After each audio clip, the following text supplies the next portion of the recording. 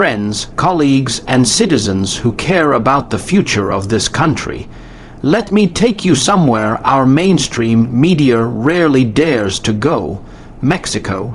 Why?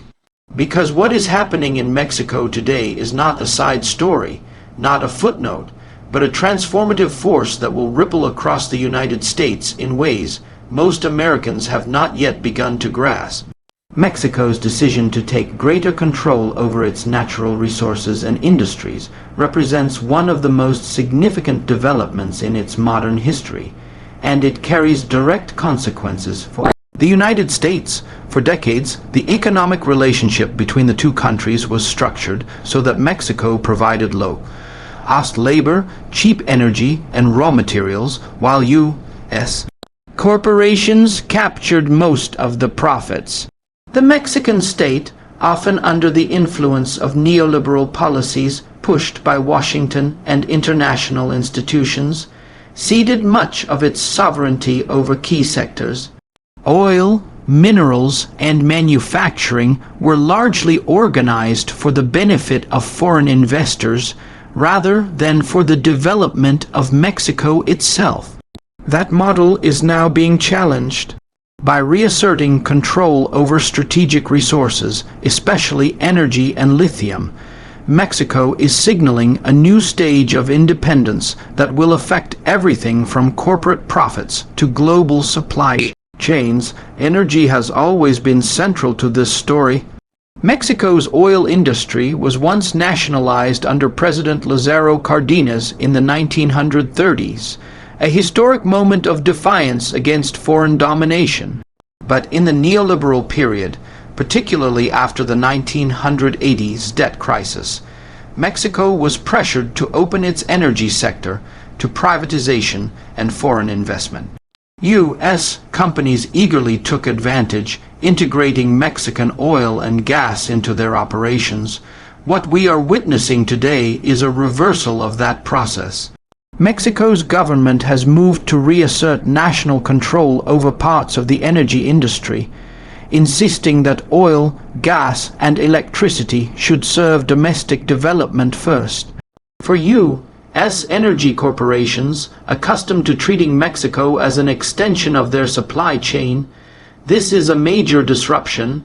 It threatens profits and undermines the idea that Washington can dictate the future of Mexican energy. Lithium, often called white gold, is another game changer.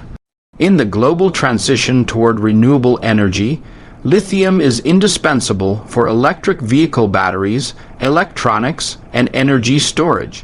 The United States, eager to secure reliable sources of lithium, has naturally looked south to Mexico, which holds significant reserves.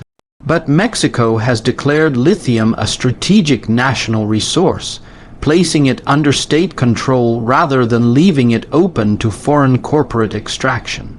This decision has enormous implications. By keeping lithium in the public domain, Mexico not only retains more of the value generated from this critical resource, but also gains leverage in international negotiations. The U.S. can no longer simply assume that its neighbor will hand over lithium to American companies at bargain prices. Instead, Mexico can use its reserves to build domestic industries, foster partnerships with other nations, and strengthen its own bargaining position in the global economy.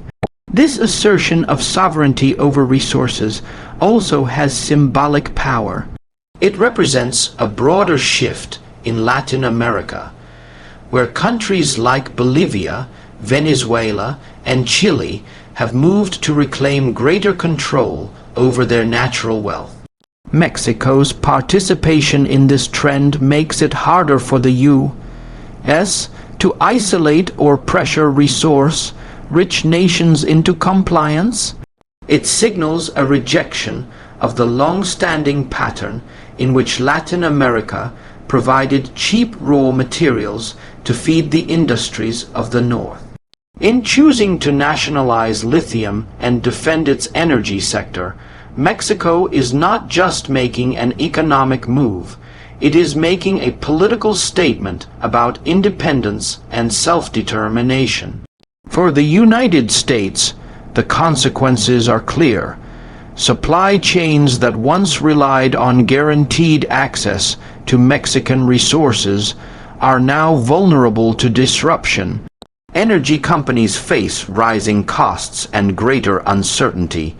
Geopolitically, Washington loses an important lever of influence. If Mexico succeeds in building domestic industries around lithium and energy, it could reduce its dependence on the U.S., while increasing its ability to cooperate with alternative partners such as China. This weakens the old logic of U.S. hegemony in the hemisphere, where resources were expected to flow north with minimal resistance. But there is also an opportunity here if only the U.S. were willing to see it. A Mexico that invests in its own industries and builds stronger labor protections does not have to be viewed as a threat.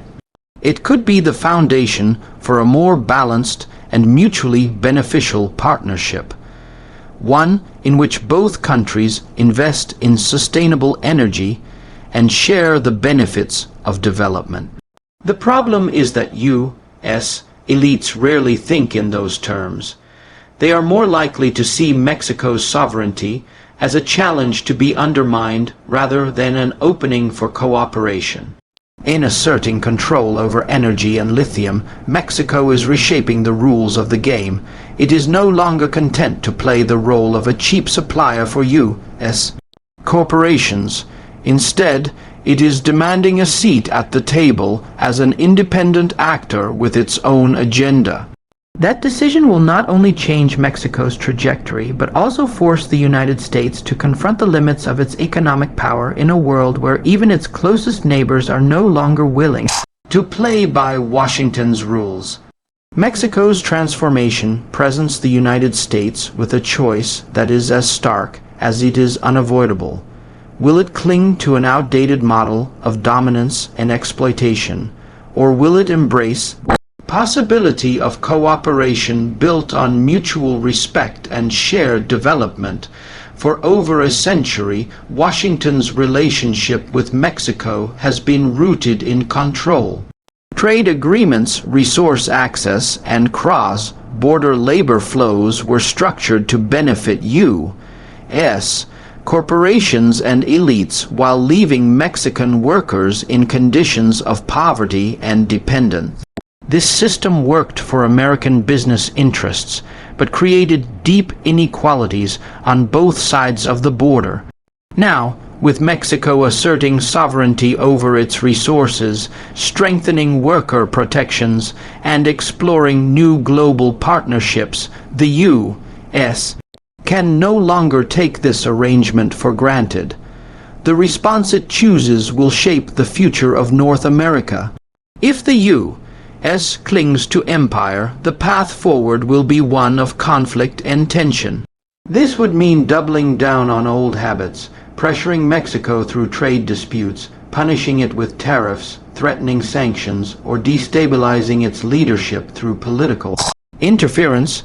We have seen this playbook many times before, not only in Mexico, but across Latin America. Whenever a country in the region attempted to chart an independent course, Washington responded with hostility rather than cooperation. If the U.S. reacts this way again, it may slow Mexico's progress in the short term, but it will not reverse the larger trend. Instead, it risks driving Mexico further into the arms of alternative partners like China, Russia, or regional alliances in Latin America. The result would be a weakened U.S. position and a more divided hemisphere. But there is another possibility, one that requires breaking with entrenched patterns of thought. The United States could choose to see Mexico's transformation